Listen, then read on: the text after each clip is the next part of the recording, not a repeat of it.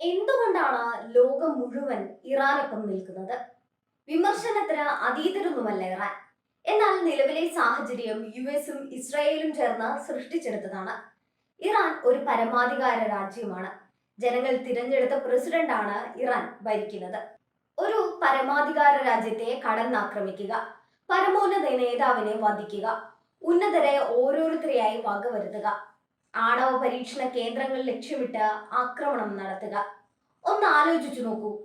ആണവ കേന്ദ്രങ്ങൾ തകർന്നാൽ, ആണവ വികിരണങ്ങൾ പ്രസരിച്ചാൽ അതുണ്ടാക്കുന്ന ദുരന്തത്തിന്റെ വ്യാപ്തി എത്രത്തോളം ഉണ്ടാകും?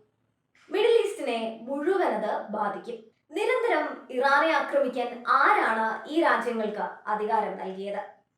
ഇപ്പോഴിതാ ഇസ്രയേൽ പ്രധാനമന്ത്രി ബെഞ്ചമിൻ നെതന്യാഹുവിനെ അതിരൂക്ഷമായി വിമർശിച്ചിരിക്കുകയാണ് തുർക്കി.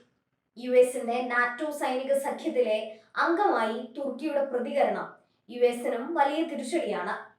നമ്മുടെ കാലത്തെ ഹിറ്റ്ലർ എന്നാണ് നെതന്യാഹുവിനെ തുർക്കി പ്രസിഡന്റ് എർദോഗൻ വിശേഷിപ്പിച്ചത്. രക്തത്താൽ ഈ ഹിറ്റ്ലർ അന്ധനായി പോയതായും എർദോഗൻ വിമർശിച്ചു. ഇറാൻ യുദ്ധം ആരംഭിച്ച ശേഷം ആദ്യമായാണ് എർദോഗൻ ഇത്രയും രൂക്ഷമായി ഇസ്രയേലിനെ വിമർശിക്കുന്നത്.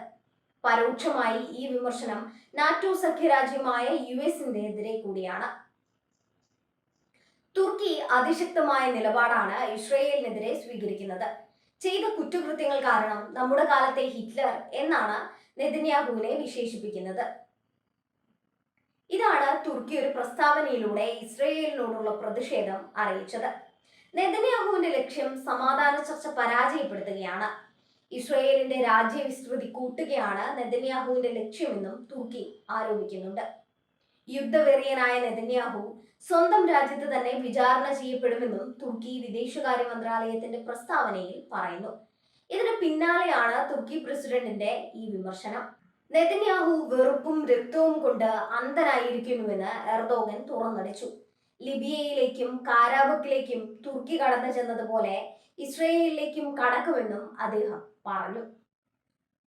തുർക്കി പ്രസിഡന്റ് എർദോഗൻ ഇറാന്റെ പിന്തുണയുള്ള പ്രോക്സി ഗ്രൂപ്പുകളെ പിന്തുണയ്ക്കുന്നതായി നെതന്യാഹു ആരോപിച്ചു.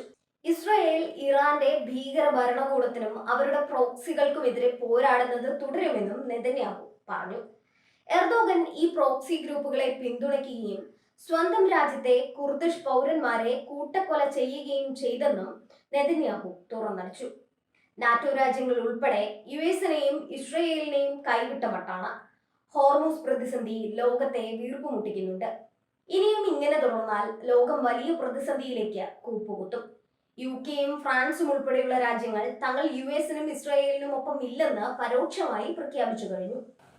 ഹോർമൂസ് കടലിടുക്ക് തുറന്ന് കപ്പൽ ഗതാഗതം പുനഃസ്ഥാപിക്കാൻ ബ്രിട്ടനൊപ്പം കൈകോർക്കുമെന്ന് ഫ്രഞ്ച് പ്രസിഡന്റ് ഇമ്മാനുവൽ മാക്രോൺ പ്രഖ്യാപിച്ചു.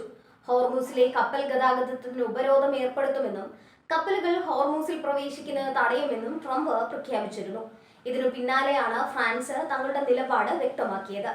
ഹോർമൂസിലെ കപ്പലുകളുടെ സുരക്ഷ ഉറപ്പാക്കുന്നതിനായി ബ്രിട്ടൻ വിളിച്ചു ചേർത്ത അന്താരാഷ്ട്ര യോഗത്തിൽ ഫ്രാൻസ് പങ്കെടുക്കുമെന്നും മാക്രോൺ വ്യക്തമാക്കി. മേഖലയിലെ സമാധാനവും സുരക്ഷയും മുൻനിർത്തിയുള്ള പ്രതിരോധ നടപടികൾക്കാണ് ഫ്രാൻസ് മുൻഗണന നൽകുന്നതെന്നും മാക്രോൺ പറഞ്ഞു.